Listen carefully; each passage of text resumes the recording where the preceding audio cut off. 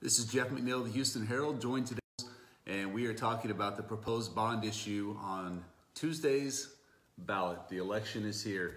Dr. Moss, thanks for joining us to talk about the proposed bond issue. You bet. Thank you for having me. Well, let's get down to business. Why this particular direction for the bond issue? Why did the school board ultimately decide to choose a gymnasium? You know, when I first came in, well, a year or so after I'd been here, you know, we started having some conversations about what the bond issue should look like. And what I heard from a lot of the board members was that the gym has been talked about for several years, that, you know, it was talked about at the last bond issue, but it just didn't feel like there was enough money at that time to do a project of that size along with the other needs. And so, you know, we talked to a lot of our staff, talked to, you know, community members. We looked at several projects, but we really felt like the gym is what stood out the most, and so into safety, and what we want that campus to look like in, you know, the next 10 years, and that's what we came up with. Okay. What's the process like when you decide, you know, what type of facility or what to do with improvements on campus? Because obviously the needs are great and the funds are short. Sure. And so take us through the process of when the discussions began, how the school board, you know, landed, as you said, on this particular project, and what else did you consider? So, you know, we started those conversations, a year, maybe a little over a year ago, just informally. Again, talking with staff members on needs that they saw, and you have to break out what are your big needs and other needs that you know you need to work on, but that you could do out of your regular budget. And so a school district has, you know, Houston operates on a 275 levy just for operating. And, you know, you can pull money out of that, put in your Fund 4 each year to work on projects, but typically those are smaller projects. Like we're using some of that money for a new boiler at our high school and middle school heating. So when you're looking at a bond issue, you look at things that are a lot bigger projects that you don't have money that you can pull out of Fund 4 to meet that need. Okay. And so, you know, things we looked at were a gym, a track. It was a big, what we could do to cut down on the amount of time our kids are walking outside the building back and forth. We talked about vocational programs. We talked about HVAC units throughout the district. Those are a lot of the things. And of course you have a lot of school that in different parts of the buildings. Right. So those are things that we talked about. Okay. There have been a few expressions made about the shape of the middle school. Okay. A few people concerned about why not address that building before building a new gymnasium. Okay. What would you say about the shape of the middle school? Are there plans to make any improvements or to do anything with that facility? Okay. If you go back several years, the roof is in great shape on the middle school. I think that was part of the replacement in the last bond issue. We actually this fall did some tuck pointing work on some of the areas of the middle school that needed repair. We were having some leaking issues. I think we have those fixed for the long term. We're also putting some windows in. We're still trying to get the weather where we can get some equipment back there to put some windows in. And so we're working on some of those issues. There's still some renovation. You know, we've not touched the middle school gym because, one, we feel like if we get the new gym, that's going to open up some more areas for practices and PE and stuff. But, you know, those things are still on our radar, and we still have plans to make some improvements. We put some new doors in the classrooms for the middle school. We're redoing the stair treads. Those are in pretty bad shape. We've been doing some painting the last year or two, and so we're doing some work as we go on that. Okay. Well, that kind of leads us right into a question about a budget. We'll just jump into that. Okay. You know, it's been asked, well, why not just save the money and build a gym as opposed to borrow it? Just take us through just a budget idea. Of course, not as detailed as you deal with, but you know what the budget looks like for the school district. Why school districts use bonds? Why don't you just save money?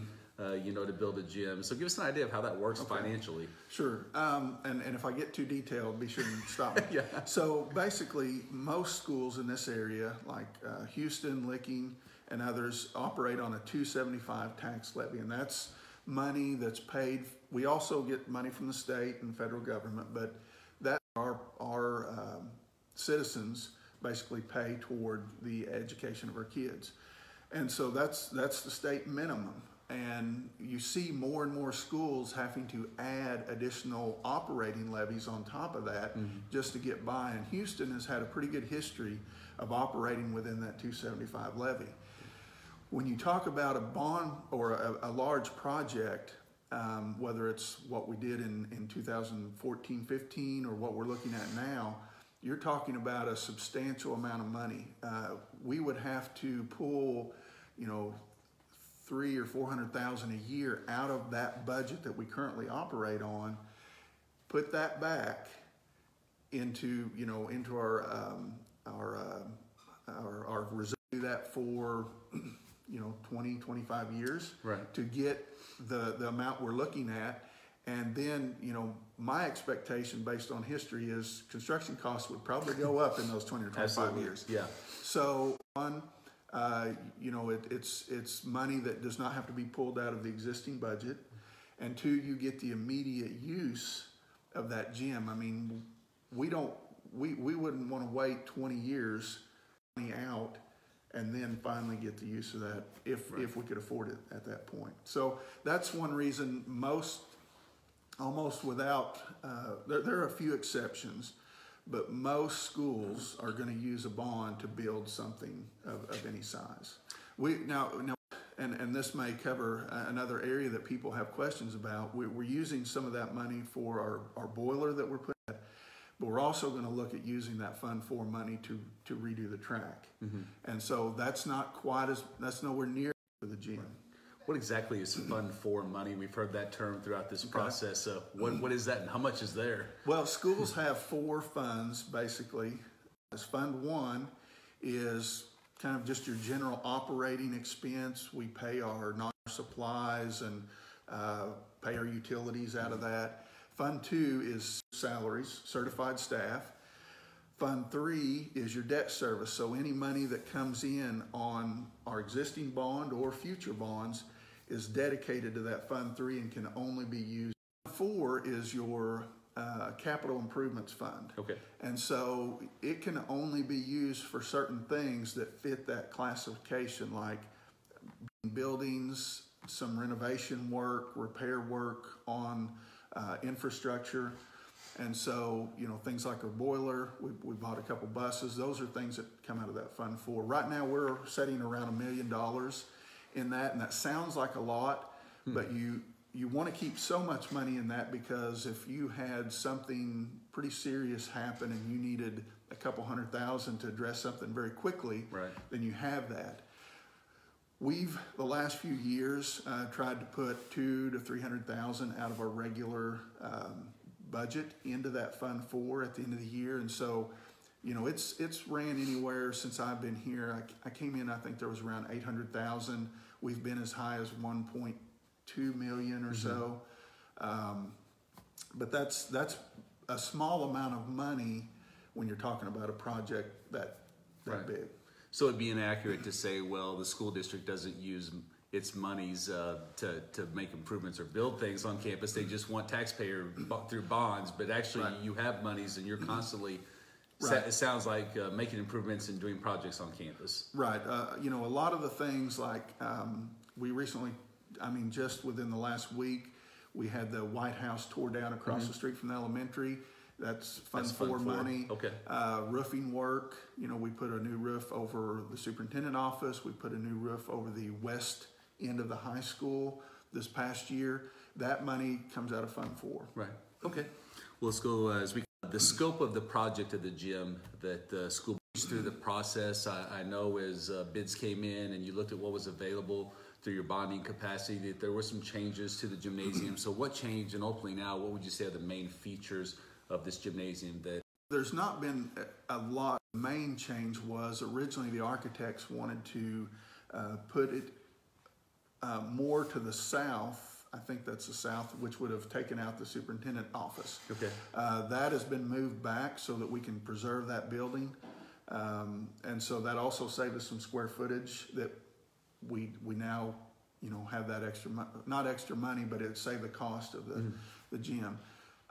We looked at, that's really the main change, I think, in the design, and really right now the architects are kind of in I guess what you call a schematic design. They have of the design in, and so there's a little room for the overall square footage.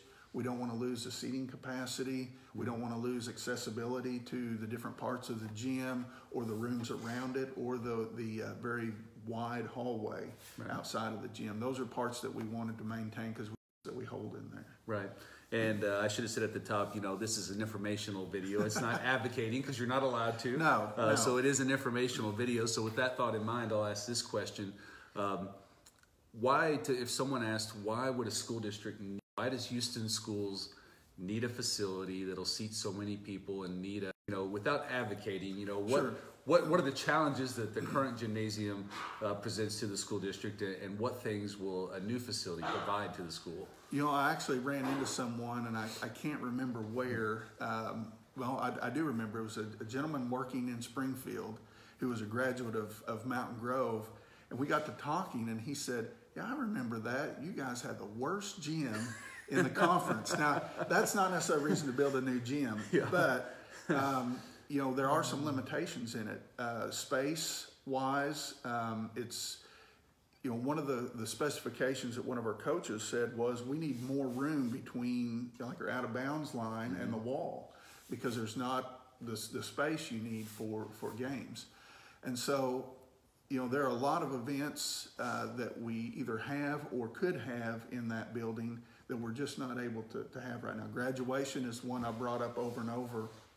My first year here, I still don't know if it was a mistake or not, but we held graduation in the gym. Yeah. And I quickly saw what everyone had told me all along. You don't want to have it in the gym because there's not enough space. And so we had people standing in the lobbies. We had people that didn't show up because they knew there wouldn't be room. And we have it at the football field in good weather, and even then it's not ideal because of wind and other things that you can't control. There are other events that push our gym to capacity. There are things that it just isn't set up well for, and it's not certainly a reason for us to build one, but we think there's also a lot of community use that could be used for, that we just don't have that facility right now in Houston for.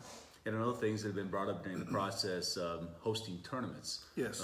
I came back in 2006. I don't believe Houston has not had a volleyball or basketball tournament since 2006. So I know it was before that time. Right. And also the ability to place bids for postseason tournaments, district play, that sort of thing. Just talk about those sort of possibilities that the district would have. This year we're hosting, and last year we hosted our district baseball tournament, and one of the reasons for that is location and also facilities. We have a great baseball field. We're hosting softball this year. And so there's no guarantee that you can host a district basketball or volleyball tournament, but if you have the facility and that we're looking at having, then that puts you in the mix to host it. Not just if Houston's playing, but for example, Kabul, they hosted Class 1 district tournament. And so you have the ability to host things that not just that are Houston's involved in, but area events. And so not just postseason tournaments, but like you said, we've not hosted a tournament here, whether it's junior high or high school, volleyball or basketball, for a long time. And when you're able to bring people in, it helps not just only your school, but your community. Right. And so we would like that opportunity. We have a great set of head coaches right now that are working to build their programs, and we think that facility would help them do that. Instead of traveling, we have teams right now traveling a couple hours to participate in shootouts, off-season work, and that's something that we could keep some of those here, right? Instead of us traveling to. Right. It's my understanding from our economic developer, Rob Harrington, that he talked about the economic benefit to a community when you bring people in what do you understand about dollar-wise? You know, you're not just talking about a benefit to the school district, but how businesses, restaurants, others in the community could benefit from dollars coming here when shootouts or tournaments are hosted.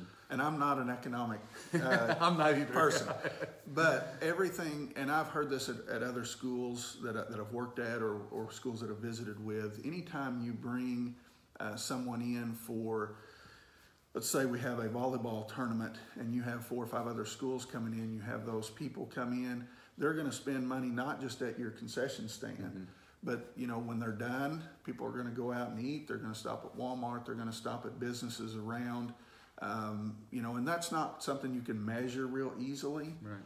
But just, you know, when I take my kids to something in another town, it's hard to leave without stopping and getting something to drink or get some gas or something. Yeah. So, you know, there's a lot of benefit there that you just can't put a real accurate measure on, but we know it's there. Right, right. Well, let's continue to go across these questions, Dr. Moss. One of the central themes from the school board on this bond issue is security. Are there security challenges on campus currently, and how does this bond issue in this facility address them? Okay, and one thing I hope everyone will keep in mind, this is one piece of a bigger plan. You know, the board and I and the architects really sat down and wanted to see, you know, what we don't want it to just be one and done. We want to see what the picture will look like in 6 or 7 years. And so, you know, one of the challenges of a lot of districts in the area is your kids typically go from building to building, which presents an issue of safety if a threat ever came up, you know, and not just that, but your weather. We have kids walking back and forth between our current gym and art, music, and band rooms to our middle school, high school building. And that's a pretty long stretch, and if it's 38 degrees out and pouring rain, the kids are going to be soaked. And like one of our teachers said, it's hard to get the kids motivated to learn when they're drenched. Right. So our overall plan is to put that gym in a place where it starts that path to connect the 2 buildings. And, you know, it's not that our schools aren't safe. We have a great SRO this year in Josh Green, and we feel better now than we did before. We've also changed the way our kids are, you know, where they're walking back and forth. We're making sure we're busing them to the Big Red and vocational building. But if we could have everyone in that one location, like at our elementary, you know, when the kids go in that door, then they're not outside of an enclosed, whether it's a fenced-in playground or the building, until they're ready to go home. And so we'd like to create something like that for high school, middle school too. And that would include, you know, in 4 to 5, 6 years, complete that second part, bring our vocational kids to this one area and our weight room so that we're all in one area. Supervision is a lot easier too. Sure. I know something that I think that I haven't been as focused on, but it's come up in recent weeks, and I find very interesting, is the time lost as students move from the main building on campus to the vocational area to the Big Red building, you know, the transition between classrooms. And I think because this first part is more of the gymnasium improvements around it, it's hard to miss that second part because people ask, you know, well, what about education? I think if you look at the phases, both phases as a whole, you see, well, here's the educational benefit as well. And we can get past, well, what athletics does for morale and that sort of thing. And I think there is an argument there. But if you want to just talk educational purposes only, talk about the time lost as students transition, you know, on school buses throughout the day, and what at the end of this second phase now, how that would address that is everyone will be under basically one roof. So right now, let's imagine if you have a student coming from Mr. Brown's band room and their next class is in the vocational building. So they have to walk from the band room all the way up to the front of the high school. If they have to go in and change their books or something, they have to go in, go to their locker, then go out to the buses that sit outside our high school. Of course, they have to wait for everybody to get there, get on the bus, and then those buses will take them over to the vocational building. So those students actually take, instead of just the 3 or 4 minutes in a normal transition, then you're looking at 8 to 10 minutes for all that. then when the kids are ready to leave that class at the VOTEC, you know, they have to leave early to get on the bus, go to the high school in time for the bell to ring, and then do their transition to class. Right. So where it hurts us is, you know, right now, even our regular high school classes, we have a very short hour. You know, we call it an hour, it's actually 45 to 50 minutes. But when you take the additional time that the vocational classes lose from the kids coming over and leaving early, you shrink that window down. And it's very hard to do something in your agriculture class or a FACS class in just 30 to 40 minutes. Right. So we would gain that instructional time by having everyone in that one place. And obviously that's not going to happen immediately, but we feel like these are steps to get us to that point. So that we can save that vote, you know, and we'll also save a little bit of whether it's man hours, or I don't know that we'd necessarily save money, but we'd be able to utilize those people that are currently driving those buses back, 2, sometimes 3 buses every 50 minutes during the day. We'd be able to pull them back to their regular jobs for the day. Right, and we'll kind of jump down the list here of questions now, but since we're talking about it already, when would phase 2 potentially happen? So if this passes tomorrow and the project starts, when could phase 2 happen? You know, when could we say, estimating that we could have students under one roof and we can kind of get rid of this transition time that's costing class and learning time? Sure. So basically the estimate, and those are real rough estimates that Paragon has come up with. It will take, you know, sending out to bid to get exact numbers, but they estimate around $2.5 million to do phase 2. Okay. Their LJ Hart estimates that it would be 4 or 5, you know, at the worst, maybe 6 years before we'd have enough bonding capacity to do that. And so we would be looking at, you know, somewhere in that 4 or 5 year range, coming back, putting another bond issue and saying, now we want to complete phase 2 and, you know, spell that out. And so feasibly, we could have everything done and built within at least seven years. Right. Why phase 1 gymnasium as opposed to phase 1 those classrooms? And that's something I've had people ask as well. And people feel differently. You know, it's not necessarily an issue that has a great answer why we have to do that.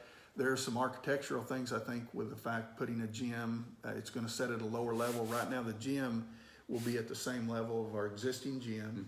The other part will be kind of a story up from that. Okay. So I think there's some issue with that. We feel like the gym is something that, one, a lot of people have wanted to see for a while, and we're constantly dealing with space issues as far as for practices. You know, we have some coaches that want to work hard. They want the kids to work hard, and they want to be ready for a season. And so when you have 4 teams, like in basketball, that October and November time, you know, we've got kids practicing till 8, 9 o'clock because we just don't have the space to get kids in there. And so we feel like that's a little more urgent. We have kids, you know, we've started busing our kids to the vocational building in the Big Red, and so we've kind of put a temporary fix to that. But we're still losing our instructional time. So. Right. And I think something else, as you talk about gym space, something that people may not know is the partnership that the school district has with the city. Yeah. And when youth leagues are happening, which I coach and participate in, sure. And you're trying to get 3rd through 6th grade basketball teams, boys and girls, multiple teams from each age division into the gymnasiums as well, which around the school practice time. Right. It can be a puzzle that doesn't always fit nicely together. A lot of credit needs to go to Coach Hall and Mrs. Sloan for you know, this year, I know for City League, there was a lot of weather days. And so they, you know, got into March and trying to fit those in whenever they could. We had games at night when we normally don't do that. Right. And when you have all that going on at the same time, and high school season was still going on at the time for some of that. Right.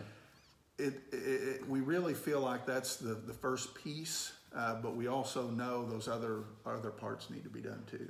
So take us through how everything shifts around now. If we get a new gymnasium, It's my understanding, that the high school games will be played in the new gymnasium. Middle school would then move to Hyatt Gymnasium, and then middle school would the current middle school become a practice facility. Is that what would happen? That's the idea. Basically, the middle school gym is smaller than a standard size gym, and we're not talking about space on the outside. We're talking about the actual court. Right. And so, what our intent would be never to have another middle school game on that court. We still want to keep it. We need to do some work on it. Use it as a practice facility because we need additional space. Right. We're not looking to get rid of any. And then the middle school would either play in the Hyatt Gymnasium, or if we don't have a high school event scheduled for the new gym, they would be playing in it as well. So that would be available. Okay, great. Talk about the renovations for the band, choir, and drama departments. It's not only the athletics that will be benefiting as these improvements are made on campus. So the bond deals specifically with the gym, the construction of it, and the rooms right around it. But what we fund for that we talked about is probably right about when that is completed, because we're going to be doing some. We don't want too many things going on at one time, but about the time of that completion, or maybe right before it, we're looking at renovating the band room. And let me back up. We had discussions with Ms. Williamson, Mr. Brown, Ms. Huffman, our fine arts teachers, and one of the things, like Mr. Brown brought up, was that band doesn't perform or compete on a tiered surface. And if you've been in our band room, it has the 3 or 4 concrete tiers. Right. So what we'd like to do is tear down the wall between the existing art room and our old alternative school room, create a very nice band performing area room, move art back to what is now the choir room, renovate that room, and my understanding is it used to be the art room years ago, and then move choir to the existing band room, and also not just switch them around, but renovate those rooms. We also talked about what we would do with our current high school gym is put like acoustic panels, do some things. Paragon, we've seen some other schools where they went into a gym or a extra facility and made it more appealing for like your band, choir. Our drama department is growing by leaps and bounds from last year to this year, and we think that's going to continue. So we would like to keep its function as a gym, but make it more functional as a performing arts area too. We'd be constructing a portable stage that would hold those larger groups, and also still keep the bleachers where they could still be used for games. So those are some of the things we're looking at. Well, we've talked about the phases. We've talked about financing and how that works. You touched on the track, but let's talk a little more. I know that during the discussions of potential projects, the track was one that was talked about. Right. But you, through these discussions, do have a plan for what to do with the track, right? Right. We, and this goes back to our Fund 4. Each year, we move some money into that for whether it's just maintenance of our buildings or projects. We're currently using a large chunk of that this year for a boiler. I think over the next 2 and 3 years, we can have the money in there to not only do the renovations to our existing gym and fine arts rooms, but also, our track is in it's hard to even call it a track anymore. But we need a better surface. One, for track athletes to practice on. Our other sports use that for conditioning. Our elementary, middle school kids come over there from time to time to do different things. And so we need a usable track. We'd also like to host track meets. That was something in the discussion. In my mind, I thought a 4-lane track would be sufficient, but a lot of our staff, the board, and people from the community said we want something big enough to host meets here again, like we used to. And so We're looking at a 6-lane track. We've talked to a couple companies. We feel like the price is around $400,000 to $450,000 to put a 6-lane track, put some type of rubber, and that's tearing up the existing track, getting a good base, a drainage system so that we don't have water issues like we currently have, putting a rubber surface over a new asphalt lay, and having a good place. And not only for our kids, but a lot of community people come down there and walk, and so it would still have the same accessibility that it does now. Okay. If the bond issue passes on Tuesday, which we'll know by Tuesday night, it takes a 4/7 approval to pass. How soon would construction begin? You're going to have the designs that we have, would need to be completed a little further, more detailed. Then we'd have to send out for bids. You're probably looking at getting those bids in. Construction would probably start this fall, I would estimate, and then completion sometime around December of 2020, or give or take a couple months. Okay. For someone that would say, I just have challenges getting behind this bond issue because it's based around sports, okay, how would you respond? First of all, just from coming in from the outside, one, sports is not the most important thing that we do, but it is integral to the whole package that a public school presents. There are things that kids learn from sports that they may not pick up in a regular classroom. Some things that they're going to need when they go out into the real world, things like teamwork, leadership, working with others. And so, when I look at the facilities here at Houston, I think maybe it's something we haven't put money into as other schools have over the years. And that's one reason our track is in the condition that it is, because we've not kept it up. Right. So, I think that's why it's important. One, yes, this first bond issue is centered mainly on a gym, because I think it's a need. But also keep in mind the full picture of what we're trying to do, right. And that's create that one campus, that connection between our buildings. And just provide a better space for our kids. Right. And as we've said, this is going to touch so many other people too, with graduation, choir and department and drama. Hopefully, an economic benefit to the community as people come in for events. Right. Maybe it leans towards sports, but I think it's maybe hard to say it's all sports. And it's definitely not. We know there are other areas that we need to work on. We know there are areas of the school that need upgrade, renovation. We're working on those. We know they're there, and I think this is just one piece of the overall plan. And the board has been very adamant. They don't want to raise taxes. A lot of schools in the area are looking at increasing their levies. Right. The board says we think we can do this without changing the tax rate. And we think we can have a great school when we're done. And let's talk on that, Dr. Moss. Will be our final thing: the financing. No tax increase on the election for tomorrow. What exactly does that mean? How is this paid for? What does that look like? And how do the citizens pay through their taxes for this? Okay, so basically, Houston has a 2.75 operating levy, services our bond issue, and so that money only goes toward paying your bond debt. So there obviously is a cost. You're not going to get something for nothing, but it will not change people's taxes just because we passed this bond. What you paid last year would be what you pay next year, unless there's some change in assessment. And that has nothing to do with the school or what we do.